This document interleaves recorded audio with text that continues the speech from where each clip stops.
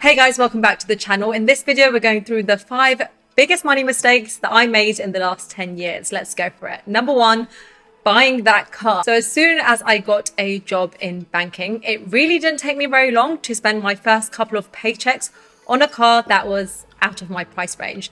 There's a reason why I preach on my channel not to spend more than you can afford on liabilities if you're not yet in a position to do so. And it's because I've made this mistake and hindsight is 2020. So I can sit here and tell you from my own experience, don't bother with it. It's just not worth it. The short-term joy that it may bring you is not worth putting your financial freedom on hold for.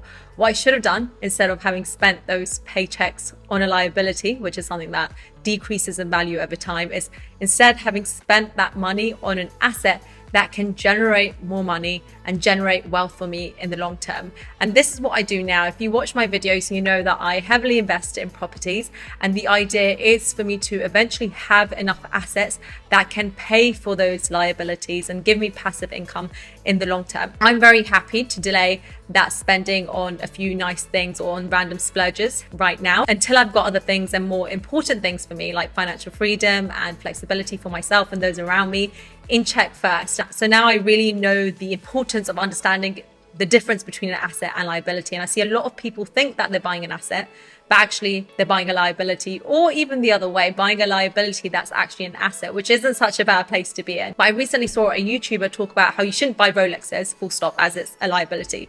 But if you dig into that a bit further, you find that there are specific Rolexes that have held the value or gone up in value over time. And the same goes with specific artwork. So it really is about educating yourself on this, not kind of generalizing all items into one category, but being mindful of the information fed into you and only spending large amounts of money on things that you really understand. My second mistake is spending too much time focusing on savings. So I went through a phase in my 20s having this mindset where I just needed to save and save as much as I can. People often think that they need to save as much as they can now so that they can retire early and be financially free. But the issue with spending less purely for the reason to save it and not do anything else and retire early is that money you save is going to run out pretty quickly, especially because of inflation. Whereas what you really want to do is spend less and below your means now so that you can invest that money, because this will keep your cash and income at a steady pace and sustain your lifestyle going forward when you do eventually choose to retire. Now, I don't really focus on saving the $5, the $10 here and there. Instead, I focus on getting a really good deal on the big ticket items, on things like securing a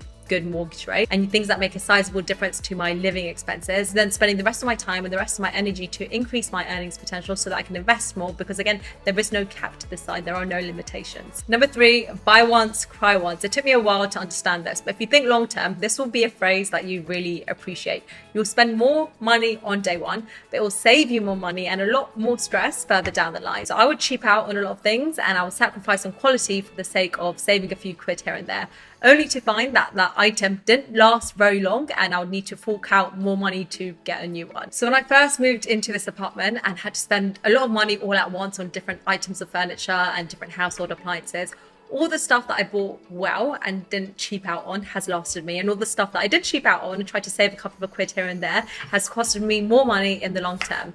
So my bed and mattress, yes, it did hurt my soul in paying a little bit more than I needed, but a few years down the line, it's lasted me. I love it. I don't plan on changing it anytime soon. Whereas my Hoover, on the other side, I've had to upgrade it twice over.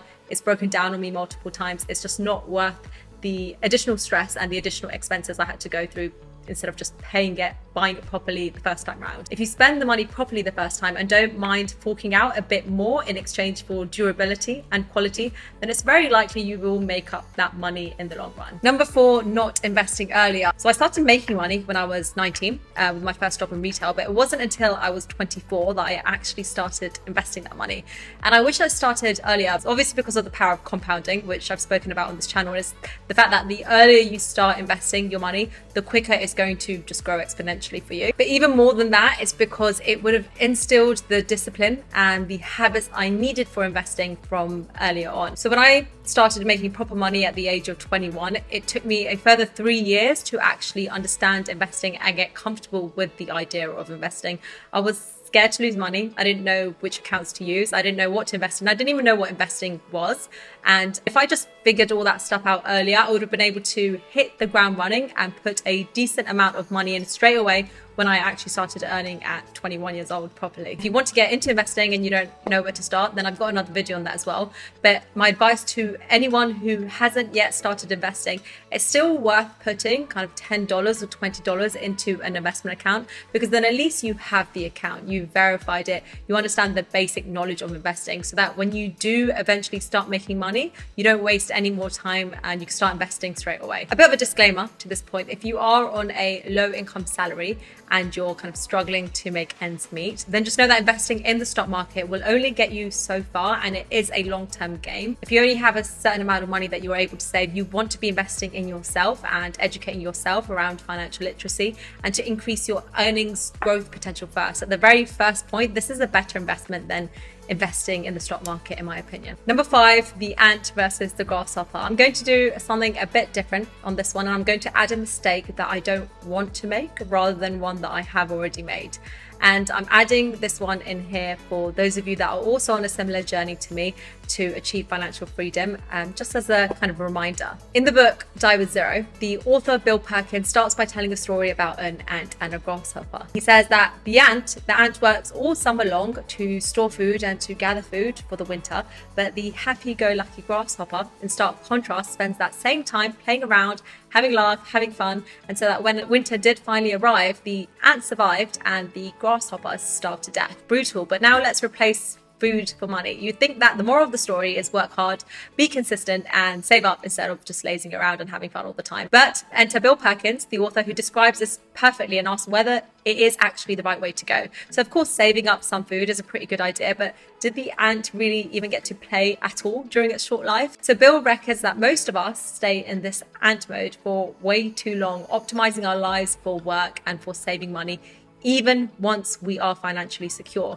either because it feels safe or it just feels like it's the right thing to do. But actually, maybe the moment we are financially secure or in a place where we feel like we're able to give ourselves some flexibility and are on the right path to create a life that we want, we should start focusing on our quality of life. Because money isn't an end in itself. And for me, a big point in my life is to accumulate fulfilling experiences and fulfilling memories. And in an ideal world, it'd be amazing. We'll just trade our life energy for these amazing experiences. But in reality, we have something coming in between.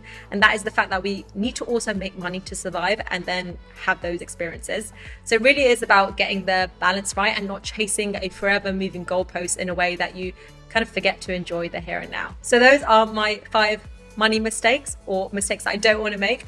I hope you enjoyed it. If you did enjoy this, I've got a few other videos that I'll link here that you might also enjoy. Hopefully see you in one of them.